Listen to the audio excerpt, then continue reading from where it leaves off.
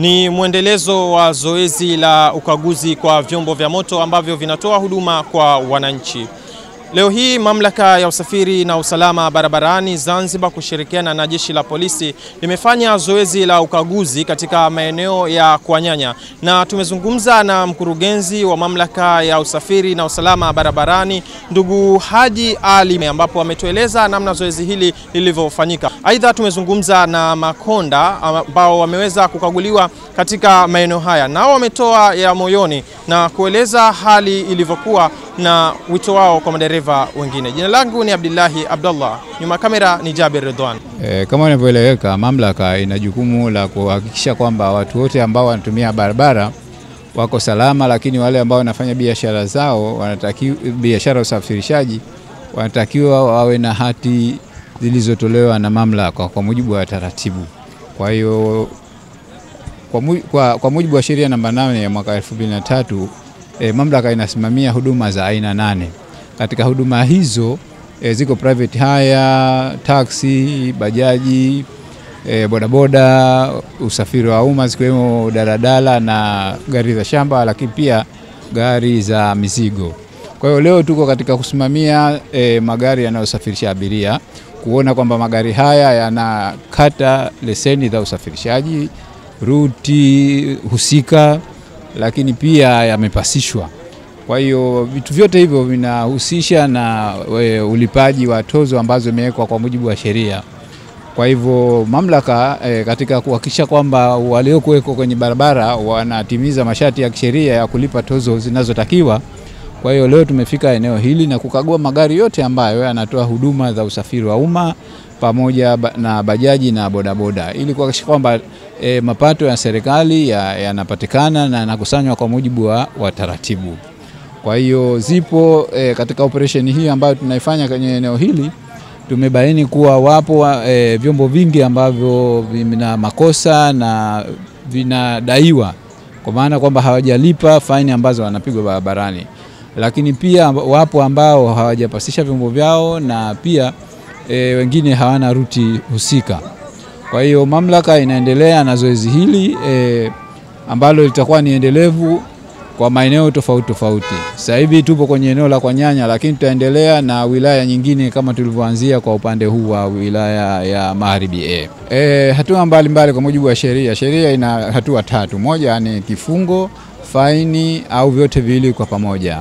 Kwa hivyo mamlaka inachukua hatua ya kwanza ya kuwapiga faini wale ambao wanaonekana bado wameshindwa kutii sheria bila shuruti. Lakini pia kwenye usafiri wa umma tunakuwa tunawafungia. Wanafungiwa kwa mujibu wa taratibu, aidha iwe ni wiki 2, mwezi mmoja, miezi 2, na haitozidi miezi 6 kwa upande wa mamlaka. Kwa hivyo wote ambao wamebainika wameshachukuliwa hatua na tunaendelea na zoezi. Kwanza nianze na wamiliki wa vyombo hivi. Kwa vyombo hivi, mtu akiwa anaingia kwenye biashara hii anatakiwa kuhakikisha kwamba ana chombo chake kimemiti vigezo vya kutoa huduma, ikiwemo kulipasisha, kukata leseni na pia kukata ruti. Lakini awe na dereva ambaye ana leseni inayomruhusu kuendesha chombo cha aina hii ambayo ni class D. Kwa hivyo tunawasa sana wale wamiliki wa vyombo hivi kuhakikisha kwamba vyombo vyao kwanza wametimiza masharti ya kisheria, lakini pia wana madereva ambao wana leseni zinazotakiwa ili kuendesha vyombo hivi. Lakini jingine, kwa wale ambao wanatoa huduma, madereva na makonda, wana masharti ya kisheria ya kuwa na beji na kuvaa sare ambazo ziko nadhifu. Lakini pia vyombo hivi vinatakiwa viwe safi. Wako baadhi ya madereva wanaonekana vyombo vyao pia sio safi.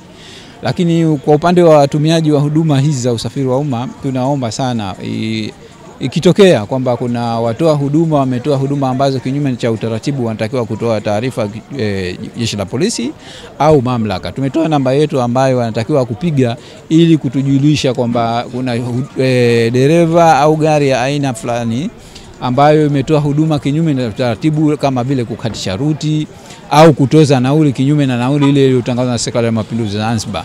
Kwa hiyo wakifanya hivyo watatusaidia kuhakikisha kwamba tunaweza kuwadhibiti wale madereva watukutu ambao hawawezi kutii sheria bila shuruti. Kwa hiyo wale ambao hawawezi kutii sheria bila shuruti, sisi tutawashurutisha. Zoezi sio baya kutokana na linapelekea magari mengi kuweza kulipa kwa wakati, manake kwa sababu utakusanya madeni, itafikia hatua serikali ikikutia mbaroni kama hivi mimi ndio inakuyajibikia manake kuweza kuyalipa wale madeni. Kwa hiyo kiufupi serikali tunaipongeza kwa sababu inafanya majukumu yake yanavyotakiwa, na mamlaka ya mawasiliano wanawajibike pasavyo. Kwa hiyo ijapokuwa tunaumia kulipa, lakini inabidi ndio tulipe, ndio kama hivi. Madereva zangu la kuambia ni kwamba tuweze kuwajibika kwenye kuchangia tu serikali, maana hapa tunachangia serikali kuweza kujenga nchi, kwa sababu nchi ndio inajengwa na wananchi, na kujenga wenyewe ndio kama hivyo. Hizi ni jumla ya kodi tu ambazo tunalipa.